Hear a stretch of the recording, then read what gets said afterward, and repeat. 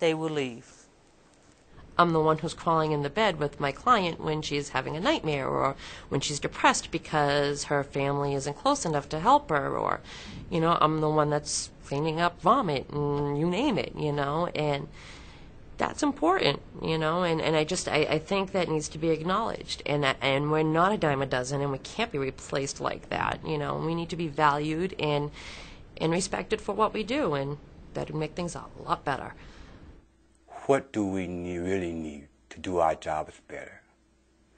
It goes beyond wages, I think. It goes beyond benefits, I think.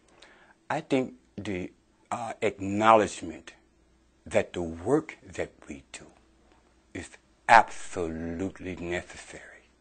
If they find it in their hearts, and I think one day when they get a little older they will, that the work is a work, and it's a specialized work that everybody can't do, most people don't want to do, and a lot of people really don't know how to do. I think direct care work is an ever-evolving profession.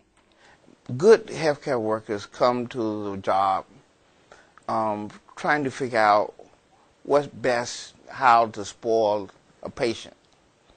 We become their friend, we become their caregiver, and it's ironic that most nursing assistants don't have health care for themselves. They don't have health care benefits for themselves. I've been in the field a short time and realized that there is a lot of things that we could improve on: health care benefits, training, education. And it's just neat to see that they have those same problems in every state, and that we're all working for the same goal. We're going to have to learn to legislate. We're going to have to learn to put people in positions that help us. We're going to have to lobby. We're going to have to publicize what we do. And we have to make sure that we also put ourselves in a pose that's respectful, one that shows us for what we truly do, not for the image that was created for us in the past. You have to become politically active because every single step of the way is political in this field. And before, I wasn't. I was anti-political. I hated politics, but I've come to learn that everything is politically motivated, and you've got to become active. If you want change, you have to be there. You have to be there to vote. You have to be there to caucus. You have to be there to make things change in the laws. If you want change, you've got to make the change happen. I was never much a political person, but I see in order to make this work, you have to get into the political side of it.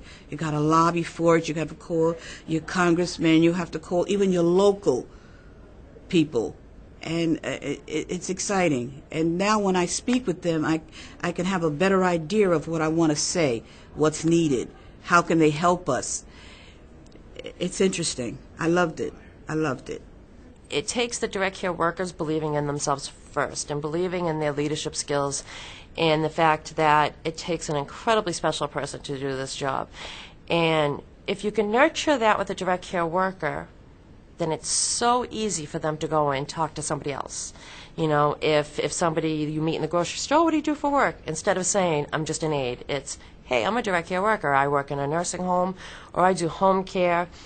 And you have that pride coming out. And so it just, I think building not even the public perception, but I think building our self-perception as direct care workers that, we are worth making a livable wage. What we do is an incredibly important job. We influence lives on a daily basis. And I think seeing that come from us and sort of glow from us, it's easier for other people to come on board and see it and accept it.